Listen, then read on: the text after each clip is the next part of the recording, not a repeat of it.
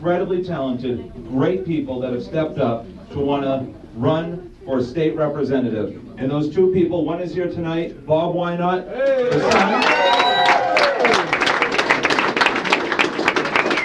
and Mike Boucher, who is not able to join us this evening. We do have a representative on his campaign who will speak for him tonight. So, real quick, I just want to thank everybody, of course, for coming out. I want to thank you in advance. If you haven't done so already, don't forget your checkbooks and your pen. Write a big fat check to our Gloucester Republican City Committee on behalf of the Cape Ann GOP to keep this place running for 2014. Our goal tonight is to make sure we have enough money to keep this place open for the whole year without having to do any other fundraiser for it for the rest of the year, so we can focus on getting every single candidate elected to office. And we need your help with that. So thank you.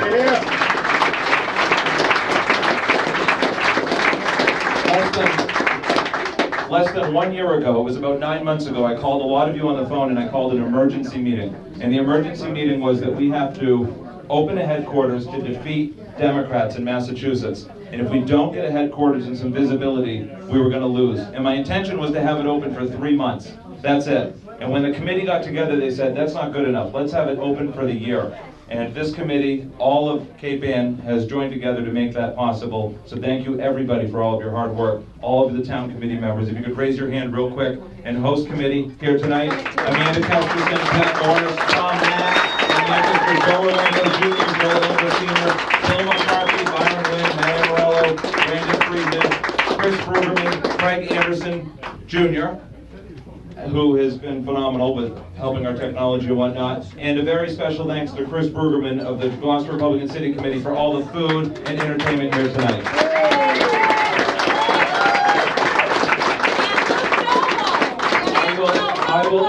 I will introduce our entertainment for the night right after our candidates get a chance to speak. But first, who would like to take the mic first to say a few words? I will. All right, Richard.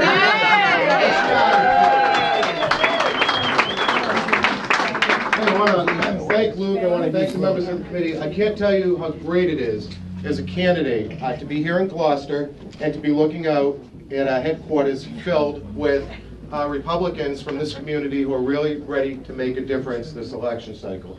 I hope to see you all out on the street corners with me holding signs and knocking on doors with Charlie over the next few months.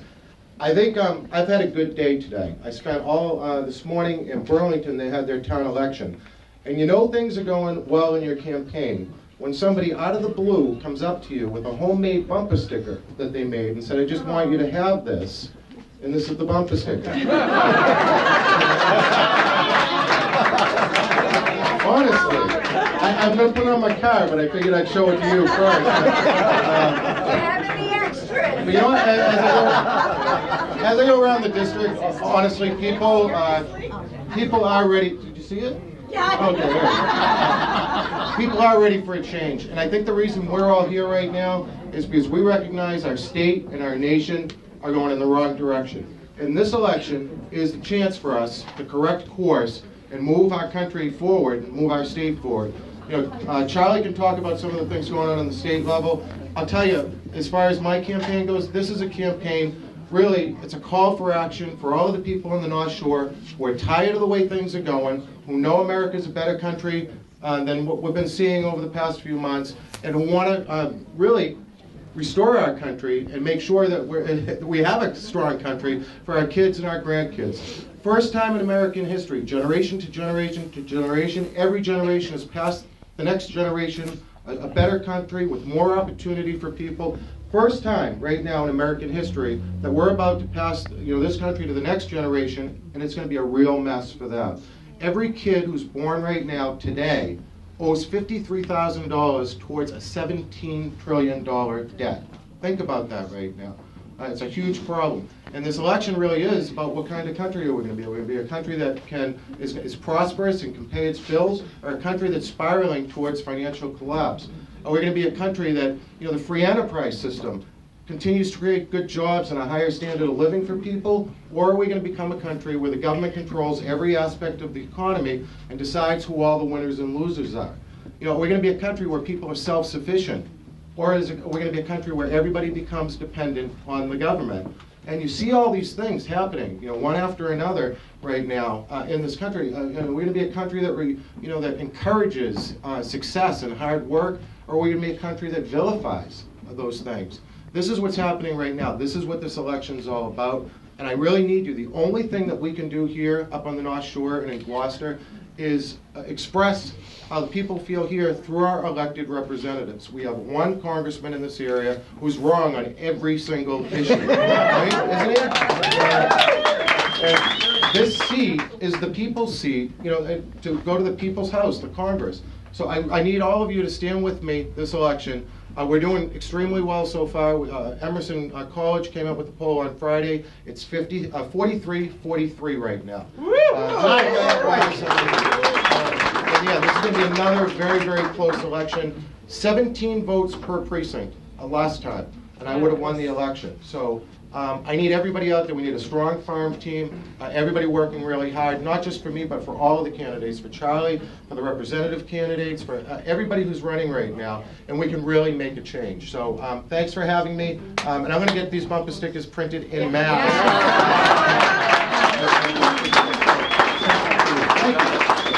Awesome, thank you very much. How about Mr. Charlie Baker, everyone?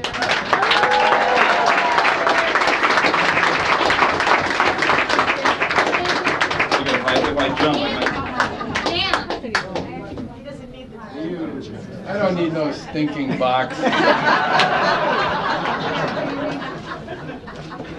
Luke, nice work, bud.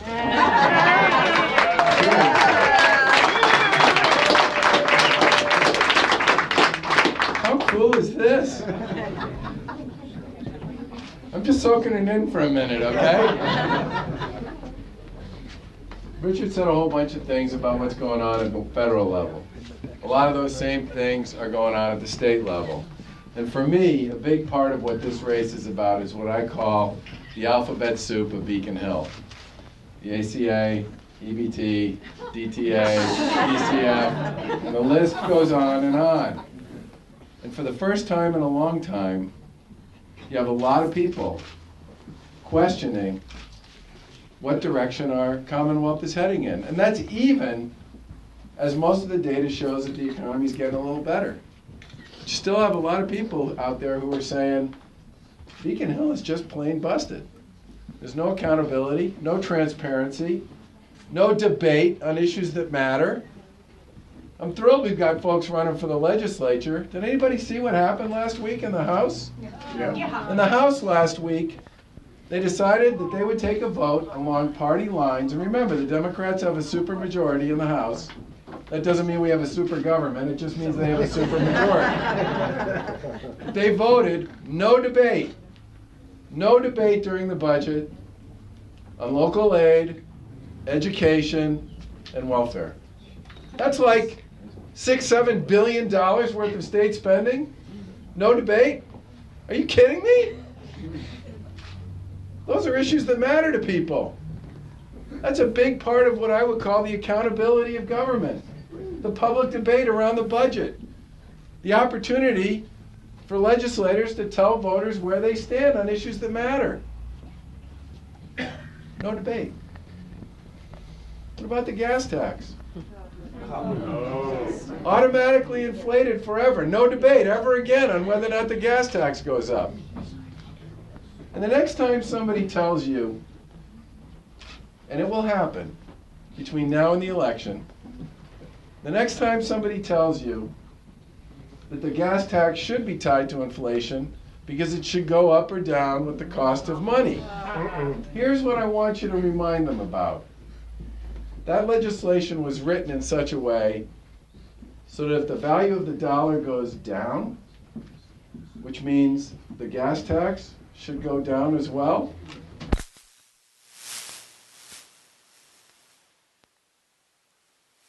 Inflation. Shocker! Shocker!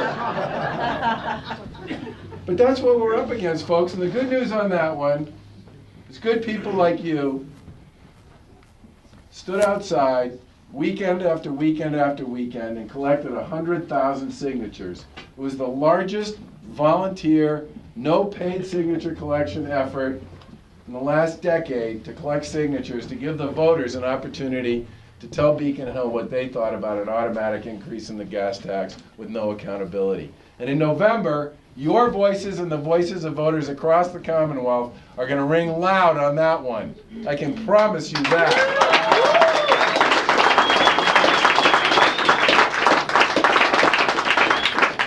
And I'm just going to say a quick thing here about the campaign.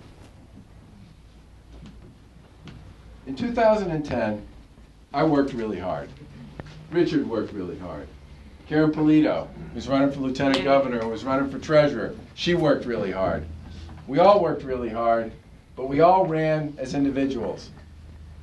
One of the lessons I took from 2010 is the Democrats run as a team. If they have 50 people running, they won one race for those 50 people. We ran 50 races. Everybody doing their own thing. That's very Republican, by the way. We do it one at a time. 2014, we are going to run as a team. A lot of us have worked hard over the course of the past few years to raise money and build the infrastructure and the database and support activity like this so that we can run as a team. So that if you're running for state rep, if you're running for state senate, if you're running for Secretary of State, David D'Arcangelo, if you're running for governor, if you're running for Congress, if you're running for lieutenant governor, we're going to be able to give you information that can tell you which voters are the ones you need to deliver on election day to win. And I'll tell you one funny story. It's not exactly funny. It's just it's interesting funny, not funny funny, about how this works. She liked it. 2012. 75% of the voters in Massachusetts turn out. 3 million voters. Presidential election year.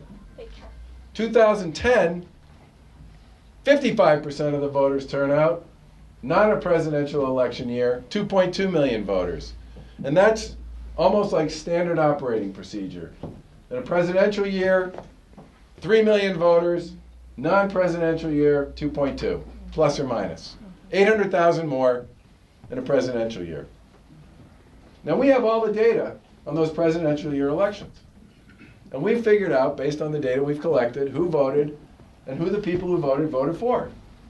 We didn't record anybody's phone calls. Seriously. We just collected a ton of the data that was out there. We hired some kids from MIT. And we built an infrastructure, a data infrastructure around voters. And there are 10,000 people in the city of Cambridge who voted for Scott Brown in 2012 who did not vote at all in 2010. 10,000. Now normally if you're a Republican, you're running for office, you drive around Cambridge. But there are 10,000 people there. Well, if we knock on their door and we call them and we make sure we do the work to get them out, they're going to show up and do the right thing. Who normally wouldn't vote at all in 2014. There are 200,000 of those people in Massachusetts who came out and voted for Scott who didn't vote in 2010 because it was an off-year election. We know who they are, we know their phone numbers, we know their addresses. In many cases, we have their emails. This is not funny.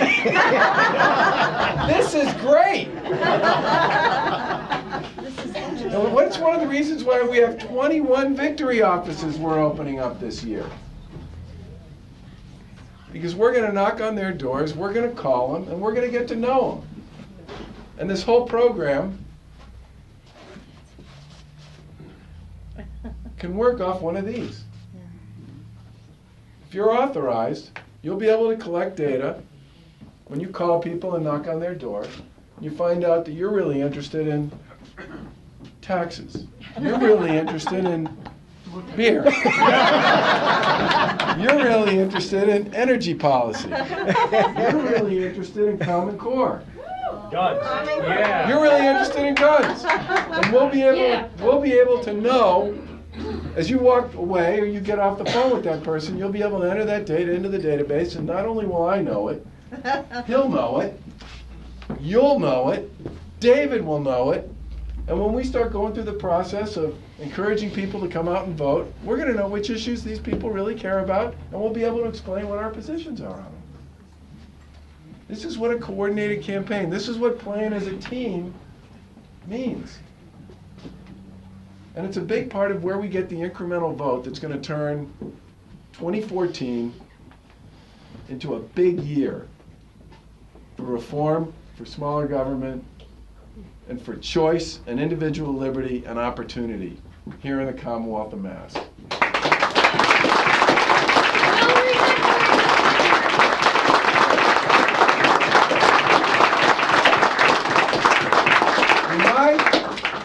My goal, my expectation, my dream, my hope is on November 5th, everybody wakes up and a whole bunch of people around Massachusetts go, the hell just happened?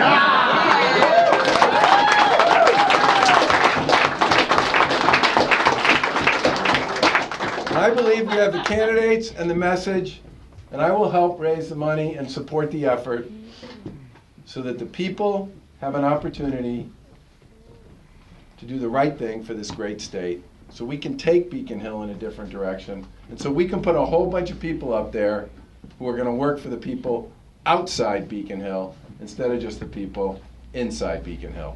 Thank you very much.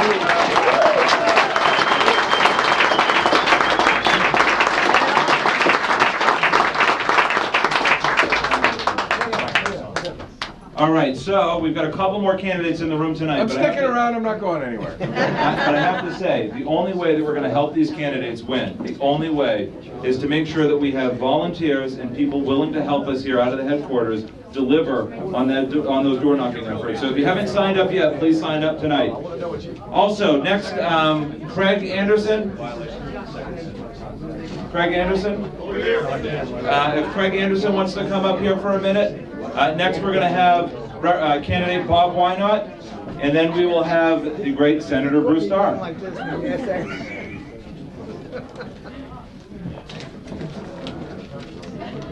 There you go, Craig. Craig, come on up here. Come on, on the stand. There you go. There you go.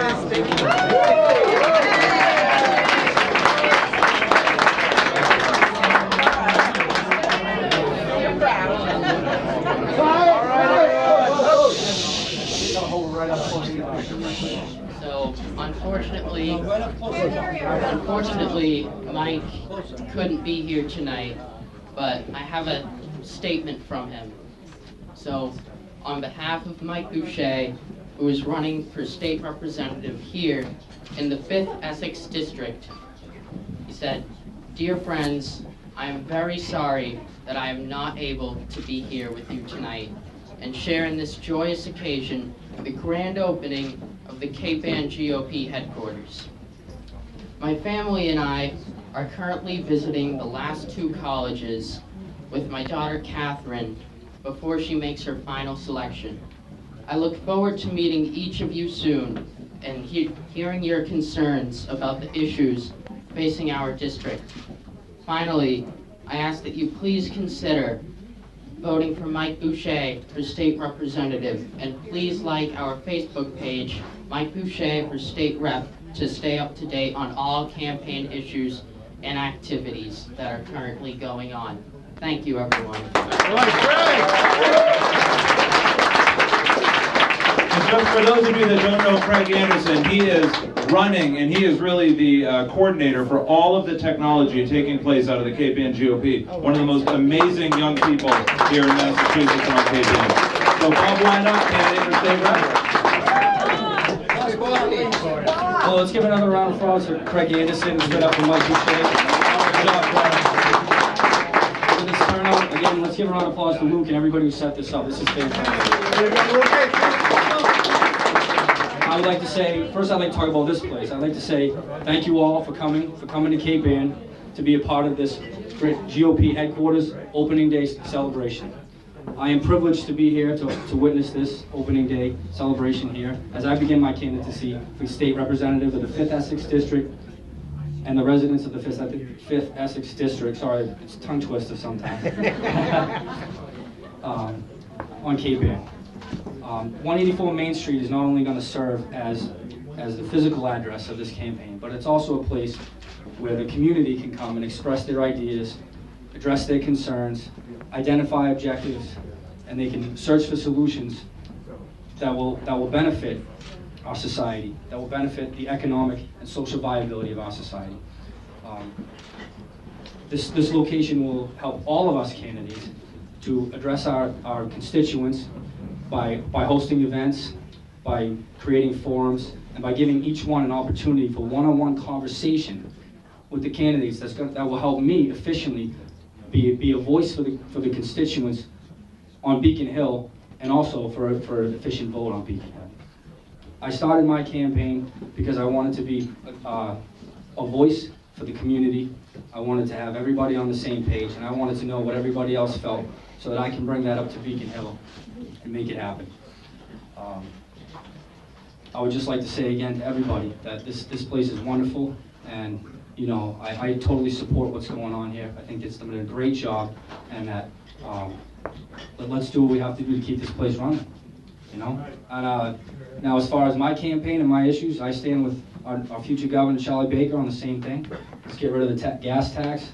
Let's get rid of the one-party rule, and let's make this state worth it again. Yes.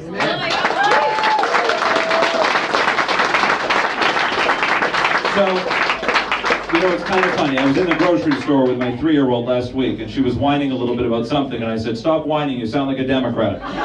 And the woman next to me, now, in all fairness, I think many of you tonight have said, coming in the room, "Wow, you know, Luke, this is great, but are there other Republicans on Cape Ann?" Guess what? Open your eyes. There's a lot of other Republicans and conservatives on Cape Ann. All right, we have a couple other candidates that are going to speak, and then Bruce Carr will go last, and he's always real quick. So David Angelo, and Mike Morales after that. Luke, thank you so much. Charlie, Richard, everybody for coming out. What a phenomenal showing here. It's David D'Arcangelo. I'm a 2-time elected city councilor at large in Malden, a place where there's only 6% registered Republican. So when I was talking with Luke, he was saying, "Oh, there's about 12% around here." That's double. That's double what I've got. So you local candidates should have it easy, no problem. Especially with Charlie Baker at the top of the ticket. 2014 is our year, and Charlie